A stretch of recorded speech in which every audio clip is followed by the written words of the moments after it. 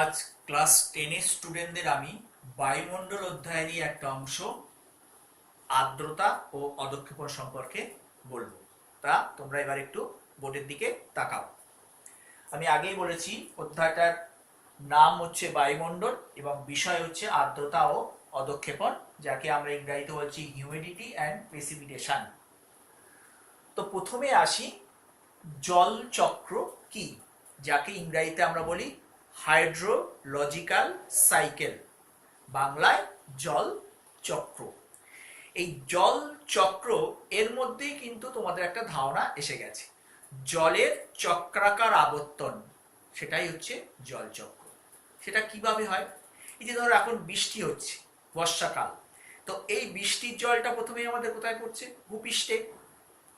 ভূপৃষ্ঠের জলটা কিছু অংশ ভূগর্ভে যাচ্ছে, ভূপৃষ্ঠ থেকে কিছু অংশ নদী নালা খাল বিলে যাচ্ছে, আর কিছু অংশ আমাদের জীবজগৎ গ্রহণ করছে।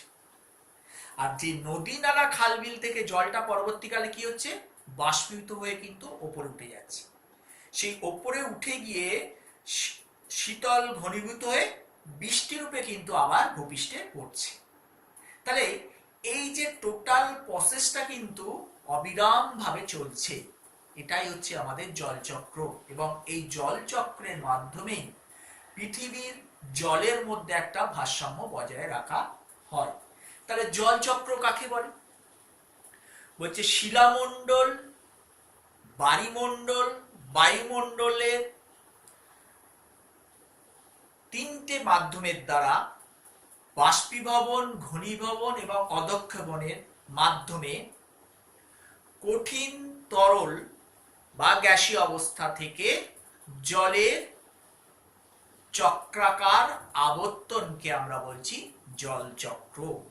তিনটে মণ্ডল কেন বললাম? না, নদী নালা খাল বিলের থেকে জল বাষ্পীত হচ্ছে, যেটাকে আমরা বায়ুমণ্ডলের অংশ বলি। জলটা যখন উপরের দিকে উঠে যাচ্ছে, যেটাকে আমরা কি বলি? বায়ুমণ্ডলের অংশ। আর বৃষ্টি রূপে যখন ভূপৃষ্ঠে পড়ছে, সেই ভূপৃষ্ঠের অংশটাকে আমরা কি বলি? শিলামণ্ডল। তাহলে জলচক্রের ক্ষেত্রে বায়ুমণ্ডল, বায়ুমণ্ডল এবং শিলামণ্ডলের ভূমিকা কিন্তু আছে। প্লাস এই যে তিনটে মণ্ডল দিয়ে জল কি হচ্ছে? বাষ্পীভূত হচ্ছে, ঘনীভূত হচ্ছে, প্লাস অদক্ষেপণ হচ্ছে। তিনটে মাধ্যম দিয়ে জলের কিন্তু চক্রাকার আবর্তন ঘটছে, সেই জন্য এর নাম হয়েছে জলচক্র। তাহলে বায়ুমণ্ডল, বায়ুমণ্ডল, শিলামণ্ডলে ঘনীভবন, বাষ্পীভবন এবং অদক্ষেপণের মাধ্যমে জলের চক্রাকার আবর্তনকে আমরা বলি জল চক্র বা হাইড্রোলজিক্যাল সাইকেল। বোঝা গেছে? নেক্সট যেটা আসছি সেটা হচ্ছে প্রক্রিয়া বা পর্যায়। এই যে জল চক্রটা ঘটে, টোটাল 6টা পর্যায় বা প্রক্রিয়ায় ঘটে। কি কি? 1 নম্বর হচ্ছে বাষ্পীভবন, 2 নম্বর হচ্ছে বাষ্পীয় প্রস্বেদন, 3 নম্বর হলো ঘনীভবন, 4 নম্বর হলো অদক্ষেপণ, 5 নম্বর হলো পরিস্রাবন, 6 নম্বর হলো প্রবাহ। তোমাদের 6টা প্রসেস সম্পর্কে পড়তে হবে না, তোমাদের 3টে প্রসেস সম্পর্কে পড়তে হবে। একটা হচ্ছে বাষ্পীভবন, একটা হলো ঘনীভবন, আর একটা হচ্ছে অদক্ষেপণ। যে 3টে বাকি থাকছে আমি খুব সংক্ষেপে বলছি। বাষ্পীয় প্রস্বেদনটা হলো এই যে ভিজে মাটি থেকে গাছের শিকড় জল সংগ্রহ করে, তারপর পাতা দিয়ে জলীয় বাষ্প বায়ুতে মিশে যায়, এটাই হচ্ছে বাষ্পীয় প্রস্বেদন। পরিস্রবণটা কি? যখন জল ভূপৃষ্ঠে পড়ে, বৃষ্টির জল, সেই ভূপৃষ্ঠ থেকে জলটা চুঁয়ে চুঁয়ে নিচের দিকে চলে যায় সম্পৃক্ত স্তরে, সেটাই হচ্ছে আমাদের পরিস্রাবণ। আর ভূপৃষ্ঠের নদীর মাধ্যমে যখন প্রবাহ হয় ভূপৃষ্ঠের উপর দিয়ে, সেটাই হচ্ছে আমাদের প্রবাহ। তো আমি এবার এই 3টে প্রসেস তোমাদের সংক্ষেপে আলোচনা করব। প্রথমে আসি বাষ্পীভবন। বাষ্পীভবন কাকে বলে?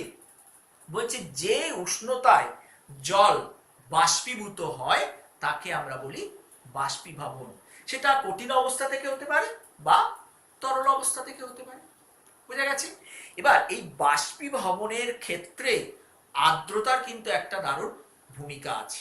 সেই জন্য নেক্সট আমার আলোচনার বিষয় হচ্ছে আর্দ্রতা। এই আর্দ্রতা কাকে বলে? বাতাসে জলীয় বাষ্প ধারণ ক্ষমতাটাকে বলা হয় আর্দ্রতা। এই আর্দ্রতা তিন প্রকারের হয়। তোমরা দেখো, এক নম্বর হচ্ছে নিরপেক্ষ আর্দ্রতা বা চরম আর্দ্রতা, দু নম্বর হচ্ছে বিশেষ আর্দ্রতা বা আর্দ্রতার গুণাঙ্ক, আর তিন নম্বর হচ্ছে আপেক্ষিক আর্দ্রতা। এবার আমি এই তিনটে বিষয় সম্পর্কে বলবো। প্রথম আসি নিরপেক্ষ আর্দ্রতা কাকে বলে বা চরম আর্দ্রতা কাকে বলে। বলছে নির্দিষ্ট আয়তনের বায়ুতে যে পরিমাণ জলীয় বাষ্প আছে তাকে বলা হয় নিরপেক্ষ আর্দ্রতা বা চরম আর্দ্রতা, যাকে আমরা গ্রামে প্রকাশ করি। বুঝা গেল? নেক্সট হচ্ছে বিশেষ আর্দ্রতা বা আর্দ্রতার গুণাঙ্ক। সেটা কি বলছে? নির্দিষ্ট ওজনের বায়ুতে যত পরিমাণ জলীয় বাষ্প আছে তাকে আমরা বলছি বিশেষ আর্দ্রতা বা আর্দ্রতার গুণাঙ্ক, যেটাকেও আমরা গ্রামে প্রকাশ করি, কিন্তু গ্রাম পার কেজি তে আমরা প্রকাশ করি। বোঝা গেছে? তাহলে নিরপেক্ষ আর্দ্রতা আর বিশেষ আর্দ্রতার মধ্যে পার্থক্য কি, এটা কিন্তু আসে, তোমরা নিজেরাই বুঝতে পারবে।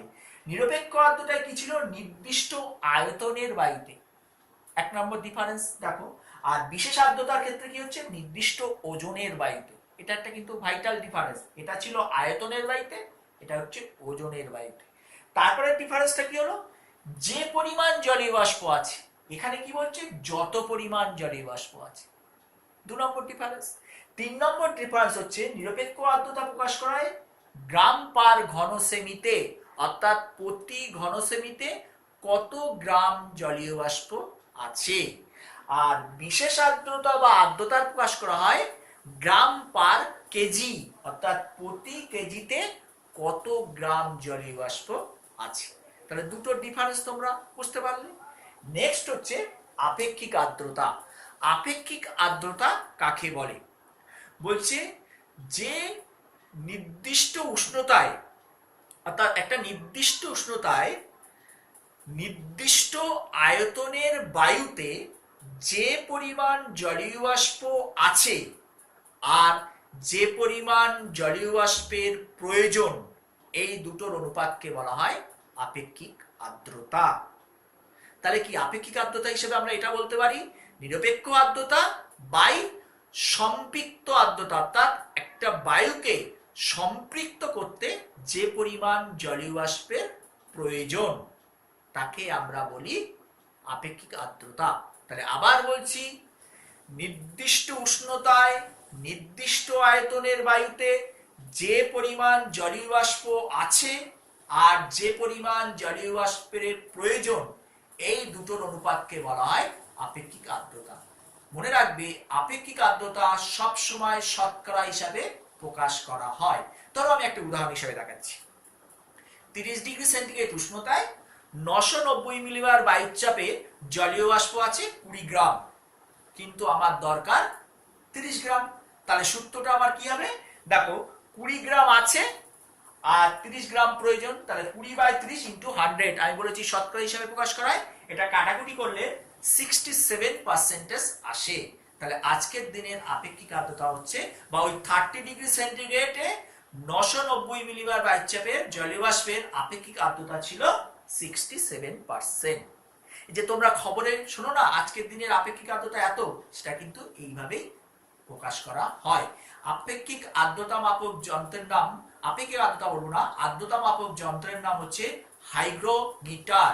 এবং এই আর্দ্রতার পরিমাপ করার জন্য যে যন্ত্র ব্যবহার করা হয় তার নাম হচ্ছে আর্দ্র শুষ্ক কুণ্ডু থার্মোমিটার, যার সাহায্যে দিনের সর্বোচ্চ উষ্ণতা, আর মানে একটা শুষ্ক দিনের সর্বোচ্চ উষ্ণতা আর আর্দ্র অবস্থায় সর্বোচ্চ উষ্ণতা মেপে তারপর এটা বের করতে হয় এবং শতকরা হিসাবে প্রকাশ করা হয়।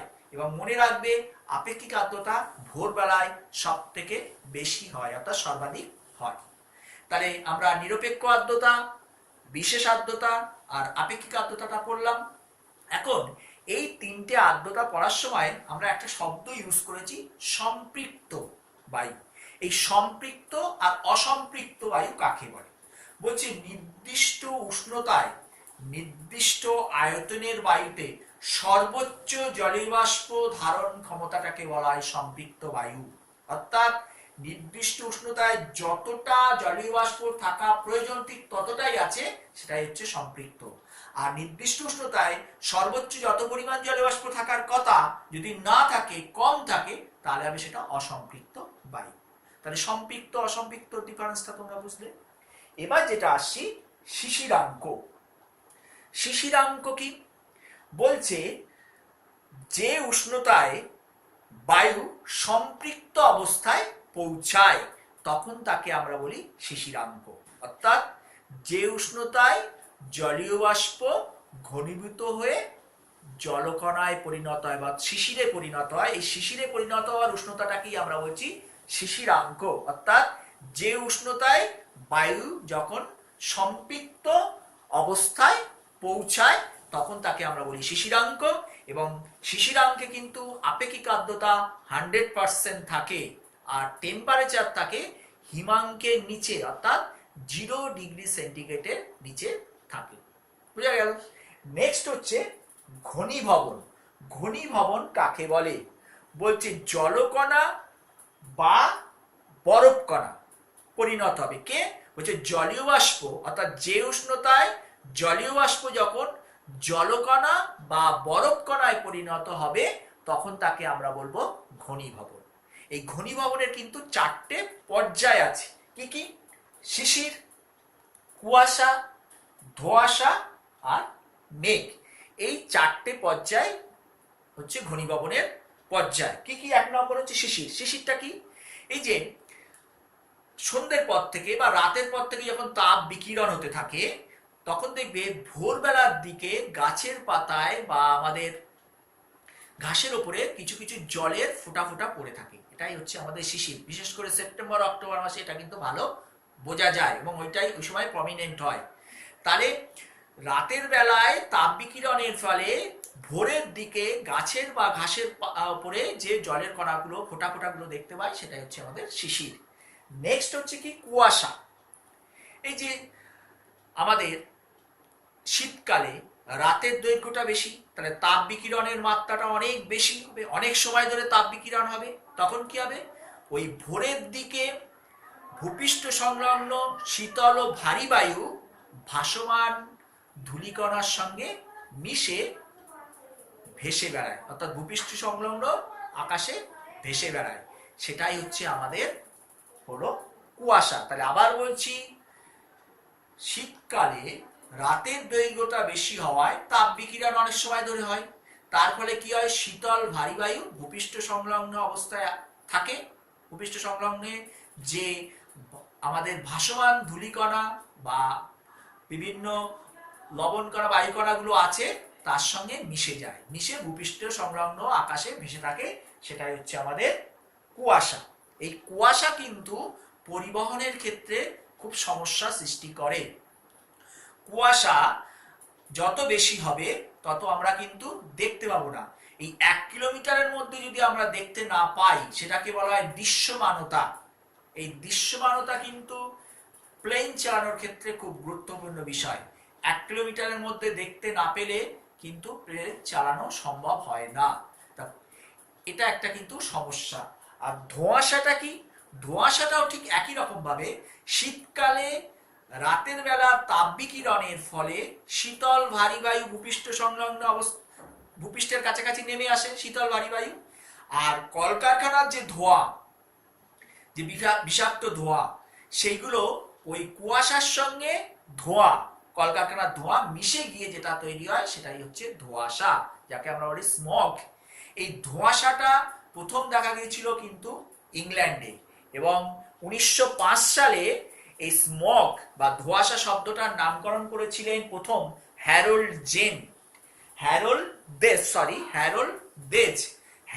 দেজ প্রথম কিন্তু এই ধোঁয়াশা শব্দটার নামকরণ করেছিলেন এবং ইংল্যান্ড শহরে প্রথম এটা দেখা গেছিল।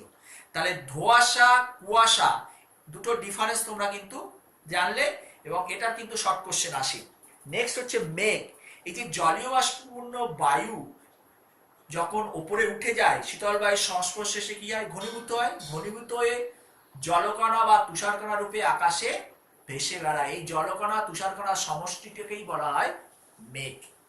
ঠিক আছে, তাহলে ঘনীভবনের আমরা 4টে পর্যায় বললাম। এবার মেঘের মধ্যে কতগুলো চিহ্ন আছে, খুব ভাইটাল ব্যাপার, এটা তোমাদের বুঝতে হবে। যখন একটা এরকম সার্কেল চলবে, ভেতরে কিচ্ছু থাকবে, এরকম ফাঁকা থাকবে, তখন সেটা বুঝতে হবে পরিষ্কার মেঘ বা মেঘমুক্ত আকাশ। এই চিহ্ন দিয়ে কিন্তু শর্ট কোশ্চেন হয়। হলো 2 নম্বর হচ্ছে ওই বৃত্তের গায়ে যদি এরকম একটা দাগ থাকে, তাহলে বুঝতে হবে এটা 1/8 মেঘ। এই যে যেটা আমি তোমাকে টিক দিয়ে দেখাচ্ছি, এইটা হলো 1/8 মেঘ। যেই ওই দাগটা এইভাবে টেনে দিয়ে এটা ভরাট হয়ে যায়, পুরো কালো ভরাট থাকে, তখন সেটাকে বলা হয় 2/8 মেঘ বা 1/4 মেঘ কাটাকুটি করলে। দেখো এই ছবিটা। 3 নম্বর হচ্ছে যেই এইভাবে একটা দাগ টানা থাকবে এরকম, তখন হয়ে যাবে দেখো 3/8 মেঘ। হলো। তারপর যখন এটা ভরাট হয়ে যাবে, এবার পুরোটা এইটা ভরাট হয়ে যাবে, তখন হচ্ছে 4/8 মেঘ বা 1/2 মেঘ। যখন এই ছবিটা আবার ঠিক যখন ওইখান থেকে একটা এরকম ভাবে ছবি টেনে দাও, দাগ টেনে দাও, তখন হয়ে যাবে কিন্তু 5/8 মেঘ এই ছবিটা। নেক্সট আবার এটা তুমি এবার ভরাট করে দাও, তাহলে বুঝতে হবে এটা এরকম চিহ্ন মানে 6/8 মেঘ। আর পুরো যখন এইটা ভরাট হয়ে গেল, এটাও ভরাট হয়ে গেল, মাঝখানে একটু সরু ফাঁকা আছে, এরকম মাঝখানে সরু ফাঁকা আছে, এপাশেও পুরো ভরাট, এপাশেও পুরো ভরাট, সেটা হচ্ছে 7/8 মেঘ, যেটা এইটা। আর পুরো যখন ভরাট থাকবে তখন পুরো হচ্ছে মেঘ, পুরো মেঘে ভর্তি। 8 ভাগ সম্পূর্ণ মেঘ, মানে 8 দিয়ে প্রকাশ করা হয়। তাহলে ব্যাপারটা তোমরা পরিষ্কার বুঝতে পারলে। এই চিহ্নগুলো কিন্তু আবার তোমাদের বলছি, যখন এরকম একটা বৃত্ত থাকবে তখন কিছু থাকবে না, তখন পরিষ্কার আকাশ। যেই এরকম একটা দাগ থাকবে তখন 1/8 মেঘ, যেটাই দেখালাম। যেই এখান থেকে একটা দাগ টেনে এটা ভরা থাকবে, তার মানে হচ্ছে 2/8 মানে 1/4। যেই এখান থেকে একটা দাগ টেনে দাও, তখন হয়ে যাবে 3/8। যেই এটা ভরাট হয়ে যাবে সেটা হয়ে যাচ্ছে 4/8। আবার এখান থেকে একটা দাগ টানো, 5/8। যেই এটাকে আবার ভরাট করো, তখন হচ্ছে 6/8। আর পুরোটাই ভরাট, মাঝখানে একটা সরু গ্যাপ করে ফাঁকা থাকবে, সেটাই হচ্ছে 7/8। আর পুরো ভরাট হলে 8 ভাগ মেঘ। আর চিহ্নর মধ্যে যদি এরকম দিয়ে এরকম ক্রস চিহ্ন থাকে, তাহলে বুঝতে হবে এটা অস্পষ্ট মেঘ। আর যদি এরকম ক্রস না থেকে যদি এরকম এম লেখা থাকে, তাহলে বুঝতে হবে এই মেঘ সম্পর্কে অনেক কিছু তথ্য অজানা। বুঝা গেল? তাহলে এই মেঘের চিহ্ন দিয়ে কিন্তু অবশ্যই তোমাদের একটা শর্ট কোশ্চেন থাকে। আর এই মেঘাচ্ছন্নতার একক হচ্ছে অক্টা। অক্টা এককে মেঘাচ্ছন্নতা প্রকাশ করা হয়। শর্ট কোশ্চেন আসে, মনে রাখবে। এবার লাস্ট যেটা আসবো, অধক্ষেপণ। অধক্ষেপণটা কি? অধক্ষেপণটা হলো এই যে মাধ্যাকর্ষণের ফলে মেঘ থেকে যে জলকণা বা তুষারকণা ভূপৃষ্ঠে এসে পড়ে, তখন সেটাকে আমরা বলি অধক্ষেপণ। এখন অধক্ষেপণের মধ্যে কোনগুলো আছে? অধক্ষেপণের মধ্যে বৃষ্টিপাত আছে, অধক্ষেপণের মধ্যে তুষারপাত আছে, অধক্ষেপণের মধ্যে সিস্ট আছে, শিলাবৃষ্টি আছে, আর বৃষ্টিপাত আছে। তার মধ্যে 75% মতো অর্থাৎ ম্যাক্সিমামটাই হচ্ছে আমাদের বৃষ্টিপাত। তার মানে অধক্ষেপণ মানেই যে শুধু বৃষ্টিপাত তা নয়, অধক্ষেপণের মধ্যে বৃষ্টিপাত, শিলাবৃষ্টি, গুড়ি গুড়ি বৃষ্টি, সিস্ট, তুষারপাত, এগুলো সবই কিন্তু অধক্ষেপণ। কিন্তু মনে রাখবে শিশির, কুয়াশা, টুইন এই 3টে অধক্ষেপণ নয়। কেন অধক্ষেপণ নয় আমি তোমাদের বললাম না, তোমরা নিজেরা কিন্তু চিন্তা করবে, এটা তোমাদের বাড়ির কাজ দেওয়া থাকলো। শিশির, কুয়াশা, টুইন কেন অধক্ষেপণ নয়, বাকিগুলো এবার আমি বলছি। প্রথমে আসি বৃষ্টিপাত। এই যে জলকণা বা তুষারকণা মাধ্যাকর্ষণ শক্তির ফলে ভূপৃষ্ঠতে এই ওপর থেকে নিচে পড়ে, অর্থাৎ মেঘ থেকে যখন নিচের দিকে আসে, যখন জলকণার পরিমাপটা হয় 0.5 মিলিমিটার বা তার বেশি, তখন সেটাকে বলা হয় বৃষ্টিপাত। আর 0.5 মিলিমিটারের কম ব্যাসযুক্ত হলে তখন তাকে আমরা বলবো গুড়ি গুড়ি বৃষ্টি। আর জলকণা যখন উপরের স্তর থেকে আস্তে আস্তে নিচের দিকে নামে, অনেক সময় শীতল বায়ুর সংস্পর্শে আসার ফলে সূক্ষ্ম সূক্ষ্ম অতি সূক্ষ্ম সূক্ষ্ম বরফকণায় পরিণত হয়, তখন সেটাকে বলা হয় তুষারপাত, যেটা শীত প্রধান দেশে দেখতে পাওয়া যায় বা উচ্চ অক্ষাংশের দেশে দেখতে পাওয়া যায়। আর যখন জলকণাগুলো শীতল বায়ুর সংস্পর্শে এসে ওই সূক্ষ্ম বরফ কণাগুলো যখন আকারে আরেকটু বড় হয়ে যায় তখন সেটাকে বলা হয় সিস্ট। আর যখন বৃষ্টির সঙ্গে ওই ছোট ছোট বরফ কণাগুলো আরো বেশি বড় হয়ে গেল তখন সেটাকে বলা হয় শিলাবৃষ্টি। এটা কেন হয়? কারণ তোমরা সবাই জানো মেঘ থেকে যখন ভূপৃষ্ঠে আসে মেঘের তিনটে স্তরটা ভেদ করে, উচ্চ মেঘ, মধ্যমেঘ আর শীতল মেঘ, এই তিনটে স্তর মেঘ ভেদ করে আসার ফলে অনেক সময় কি হয়, উষ্ণতার তাপ পার্থক্যের কারণে শীতল বায়ুর সংস্পর্শে এসে কখনো অতি সূক্ষ্ম বরফ কণা, কখনো একটু বড় বরফ কণা, কখনো সাইজে আরো বড় বরফ কণায় পরিণত হয়ে যায়। যখন অতি সূক্ষ্ম হয় তখন হয় তুষারপাত, সামান্য ছোট বরফ কণা হলে তখন হয় সিস্ট, আর তার থেকে আরো বড় হয়ে গেলে শিলাবৃষ্টি। তাহলে আমি এই অধঃক্ষেপণ সম্পর্কে বললাম। আর বৃষ্টিপাত, তার তিনটে বৃষ্টিপাত সম্পর্কে পরের দিন আমি আবার ভালো করে বলবো, ওটা খুব গুরুত্বপূর্ণ বিষয়। তাহলে আমি আজকে যেটা তোমাদের বললাম এটা কিন্তু অবশ্যই বাড়িতে ভালো করে বইতে দেখবে, এবং মেঘের চিহ্নটাও কিন্তু অবশ্যই ভালো করে দেখবে। এখান থেকে তোমাদের একটা শর্ট কোশ্চেন হয়। ধন্যবাদ।